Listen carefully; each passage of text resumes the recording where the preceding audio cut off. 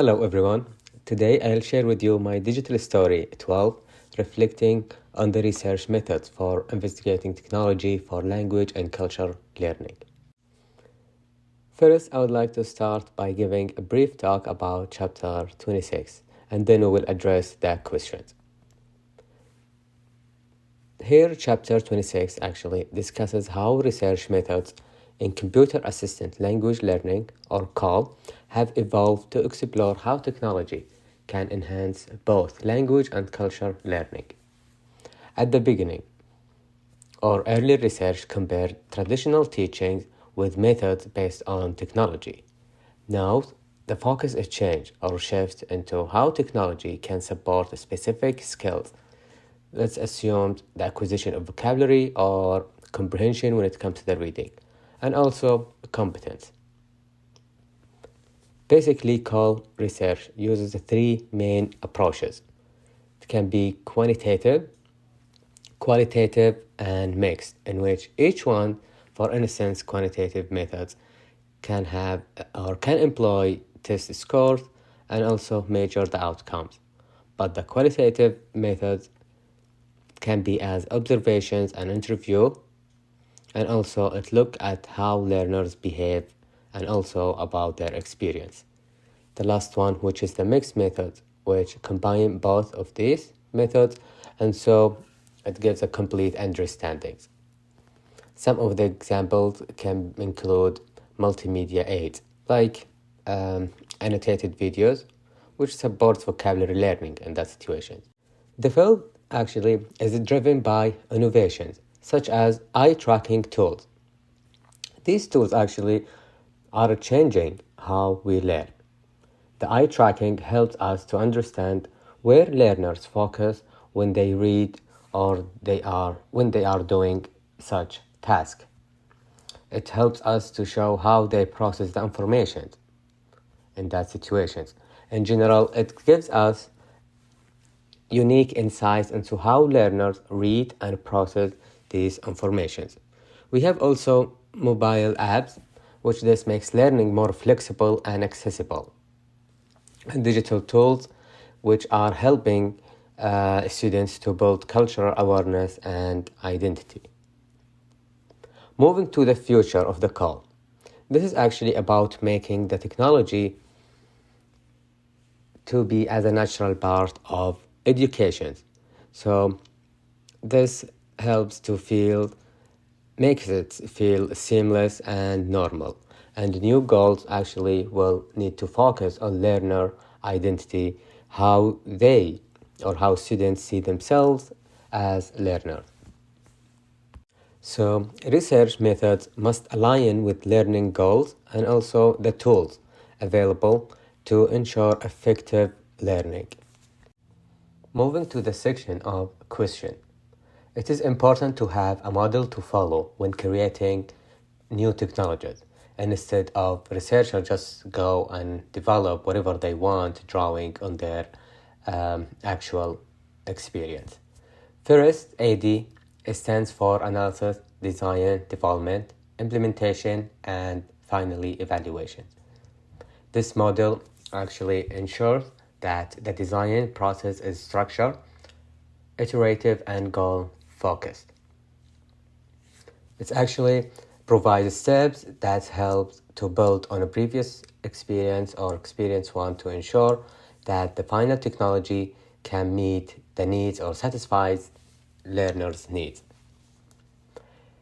In situations that there is no a model, researchers risk creating tools that lack clear objectives, and also they may not address actual learning gaps.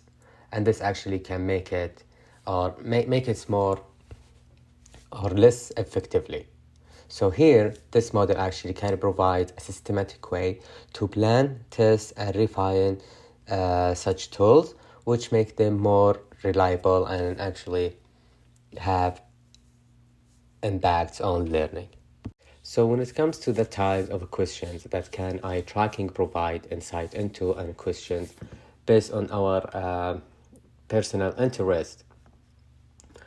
First, we have to know that an eye tracking technology actually is a powerful tool, helps researchers to see where learners can focus their attentions and how they navigate through such tasks and text. We can provide example of questions here, such as the parts of the text or the task that captures learners' attention, to see which one is the most and which one is the least. So this can tell us or reveal what they find important or confusing and so on. We also can see how second language learners respond to the text or visual aids during activities. So we can ask, are they noticing and using the feedback in a different way or not? And are they skipping over it or not? So as I'm focusing, for instance, on second language learner of English and language acquisitions, the eye tracking actually can provide valuable insight into their interactions in that situations based on text and text.